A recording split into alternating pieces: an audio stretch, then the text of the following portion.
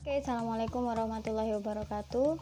Saya Saskia Putri Aziza dan teman saya Deristia Anissa Amalia akan mempresentasikan tentang translation strategis di mata kuliah translation. Oke, langsung saja kita masuk ke slide pertama, yaitu translation strategis. Di dalam translation strategis ini ada 3 bagian, yaitu ada introduction, extension, sama exploration.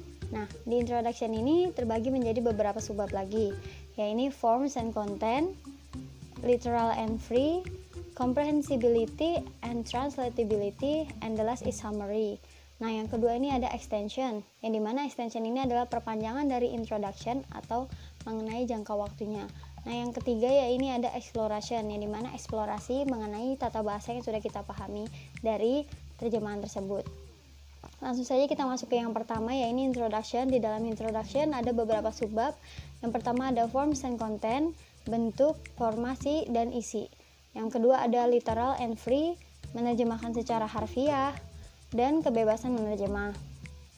Yang ketiga ada comprehensibility and translatability, yang mana menjadi pemahaman dan penerjemahan.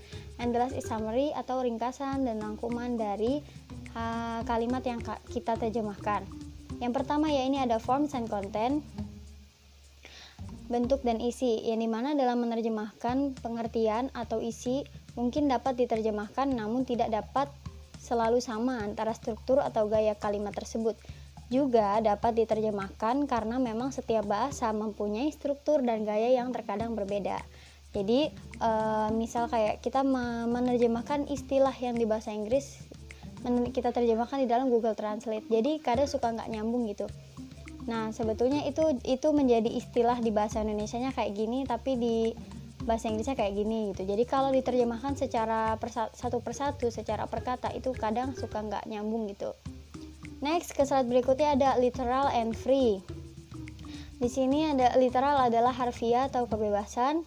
Nah, di literal translation ini adalah penerjemahan tanpa mementingkan konteks dan diterjemahkan secara apa adanya. Namun masih menyamakan susunan kata bahasa asal dengan bahasa tujuan. Jadi di sini lebih ke formalitas ya, bahasanya masih masuk formal gitu. Nah, kalau yang free translation ini adalah penerjemahan yang berfokus hanya pada konteks daripada susunan kalimatnya sendiri atau memparafrase. Seperti yang kita tahu ya, memparafrase ini berarti kan kita menjelaskan menggunakan bahasa kita sendiri, jadi sepemahaman kita. Oke, cukup sekian dari saya. Next slide akan dilanjutkan oleh teman saya Deristia Anissa Amalia. See you. I will continue Kia's presentation. Here we have to present about translation strategies. And the next capture is about comprehensibility and translatability.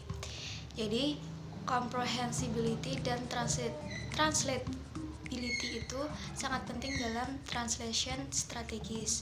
Nah, apa itu comprehensibility? Yaitu pemahaman dihasilkan dari kemampuan seorang penerjemah, yaitu dalam memaknai makna, tipe teks, target audiens, dan tujuan terjemah. Jadi comprehensibility ini lebih ke pemahaman penerjemah dalam menerjemahkan sesuatu.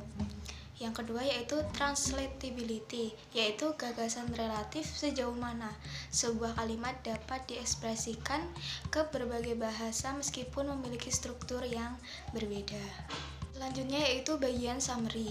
Nah, tadi kan kita sudah membahas tentang introduction ada 4.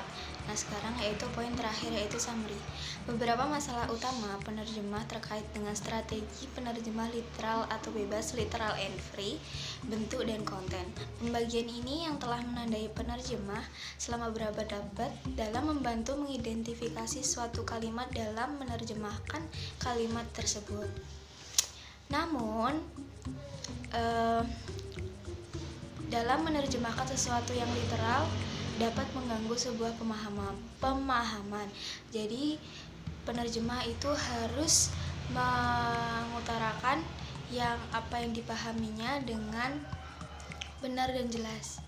Namun masalah mendasar sebenarnya dari terjemahan semacam itu membawa kita ke area yang seperti yang tadi, yaitu jenis teks yang diterjemahkan dan juga audiens yang akan ikut untuk melihat sejauh mana penerjemah tersebut bisa menerjemahkan sesuatu yang telah diberikan. So we move to another part, yaitu extension. Jadi, list the arguments for against translatability discussed by Steiner. Jadi Steiner ini yaitu orang yang menemukan tentang teori-teori tentang translation. Menurut Steiner, menunjukkan fakta yang jelas bahwa teks terjemahan atau translation text memang ada dan dengan demikian terbukti kelayakan terjemahan. Namun, dia terus menekankan bahwa apa yang dibutuhkan adalah klarifikasi. Kata para penerjemah adalah tingkat kesetiaan yang harus dikejar di masing-masing kasus. Toleransi diperbolehkan antara pekerjaan yang berbeda-beda dari pekerjaan. Jadi, statement ini yaitu menurut Steiner, yang merupakan penemu dari kelayakan dalam penerjemahan tersebut. And the last capture is exploration. Exploration di sini kan tadi sudah menjelaskan tentang introduction, terus extension, yaitu yang terakhir exploration. Jadi di exploration ini kesimpulannya yaitu prinsip bentuk, isi, dan literal and free translation mendominasi teori translation untuk waktu yang lama. Tetapi dari Steiner, dari pernyataan Steiner tadi menyatakan bahwa pernyataan ini tidak selalu menjadi hal yang pasti dalam menjalankan proses translation.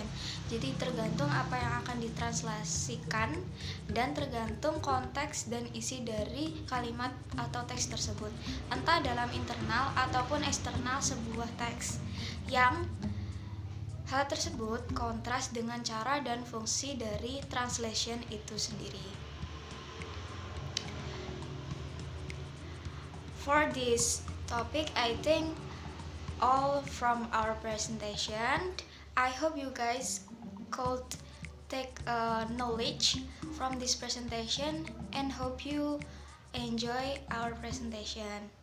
Kurang lebihnya kami mohon maaf. Akhirul salam. Wassalamualaikum warahmatullahi wabarakatuh.